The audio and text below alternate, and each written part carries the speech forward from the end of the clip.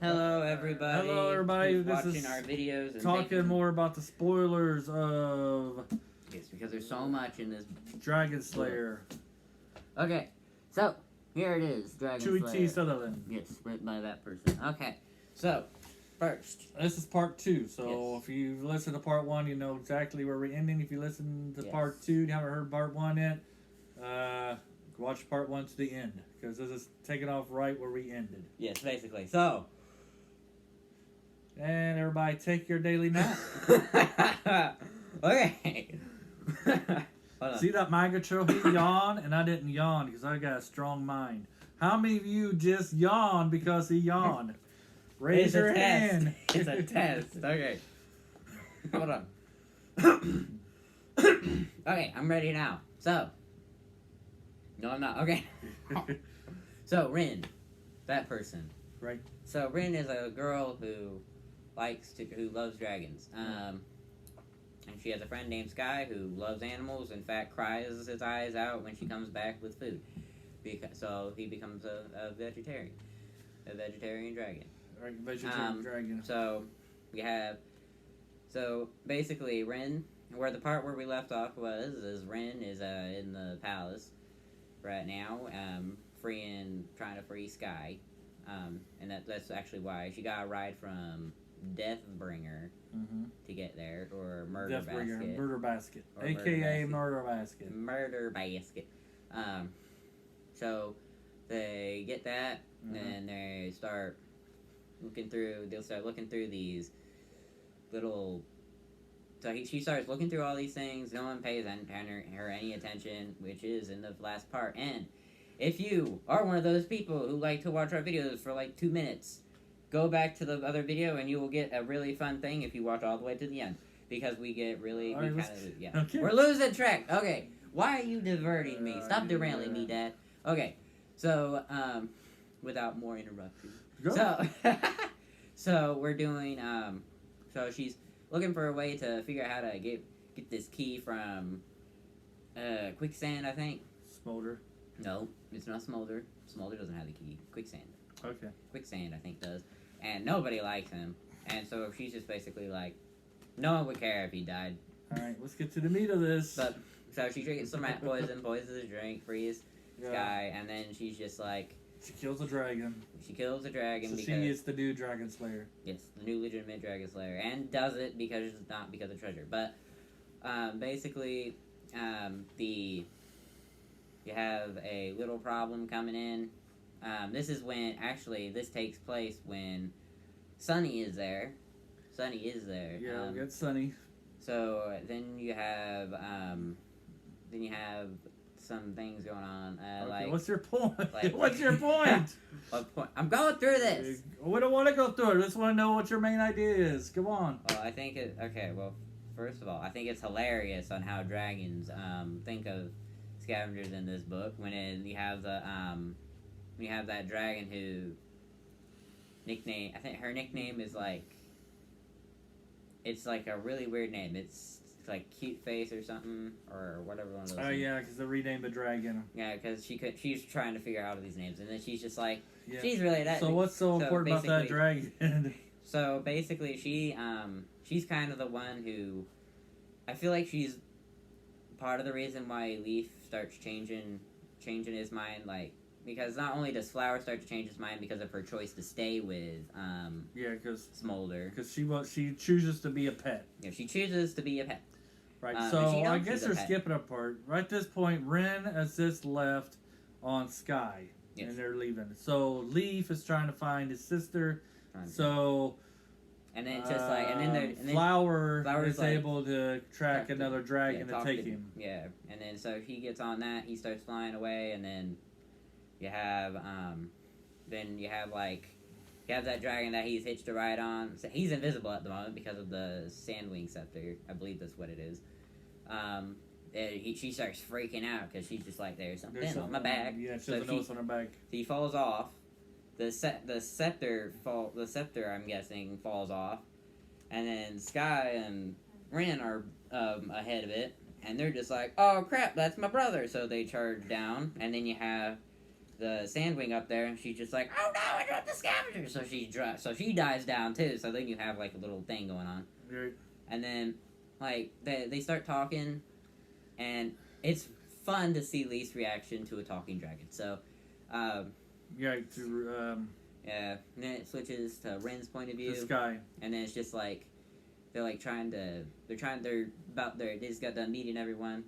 Best part I think is probably one of my favorite parts is when it switches to Ren. Mm-hmm. He's climbing up on the Sandwing, and the Sandwing's making all these little encouraging like noises, and just like how you would do with like a little puppy trying to climb up onto a sofa. You're just like, come on, you got it. You basically got that going on with that dragon. And I think it's just really funny on how I think it's just silly on how that works. And yet none of you will laugh because I'm bad at telling these things. Very cool. Very cool. I don't even know where to go after that.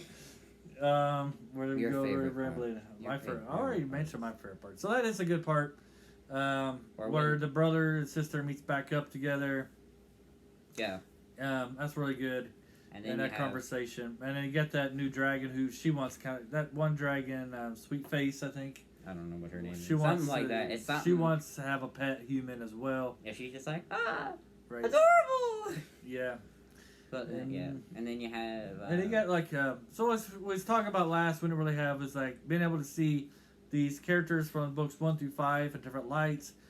We see them as newborns, as dragon dents, like they're just a few months old, interacting with each other, playing, and then you see kind of like a misconception there, because it's like one of them breathes fire, and then you have Sky like getting really kind of sad, and it's just like, and Ren's just like, I guess he wants to go. He's like, do you want to go? And he's like, no. And it was like in my mind, like after when he said like, no, it's safer with you. I'm just like, he was looking at the fire. Yeah. So we also have another one we didn't miss. We missed in another video was we have a How they second. met. We have a second civilization, a human scavenger civilization that she visits. There's three ones that are featured in this one. Yeah, but the main one where she meets the prince, and she's always able to trade in dragon scales and for like books and or stuff. things like that. Right. And it's just like, and at first it was like, Sky was like, no. And then she's just like, I gotta get stuff. We need food. We need food. I need clothing. Yeah, she's just like, I need food and I need clothing. You may not need clothing, but I do. Right. So she meets the prince, and they get hooked up. And at the end of the book, we find out that the prince is king. I feel like Undauntable is which is a prince. I feel like Undauntable is more into her than she is into him. Yeah, he's definitely more into her. And we find out that his dad is a jerk. His dad's a jerk, and he's looking for Ren because there's a part where it looks like she is able to control dragons. But in reality, it's just like hello. And throughout the whole book, these are all spoilers, by the way. Throughout the whole book, we find that Indomitable's dad is trying to recruit the Dragonslayer to his city so he can kill dragons, and now he's after Ren because she can talk to dragons, and he's going to try to use his son to get to her. His son's just like, no. But and then you have... The main goal of the characters at the end is to get dragons and humans to be peace, to be able to work together. Yeah, and then you have... another part that I think is pretty cool is Ren and Sky's first meeting. Mm-hmm. They're both really young. They're both really young, and they're both kind of been, like, pushed out by their family. So, like, she kind of like helps Sky out, and then like the whole time Ren's just like, I'm gonna be eaten by the end of the day. Mm-hmm. And it turns out that she ended up finding a vegetarian. So, yeah, and then there's other parts. Then there is the parts where where Ren goes back to her village, and you see Sky is like, you see how angry Sky is at these people for doing what they did to Ren, because he's just like, he's not happy. Mm-hmm. So and then Ren, everyone else is just looking at him just like, looking at her just like, oh. Yeah, they're very protective of each other. The Dragonmancers were just like, ah, crap. Yep.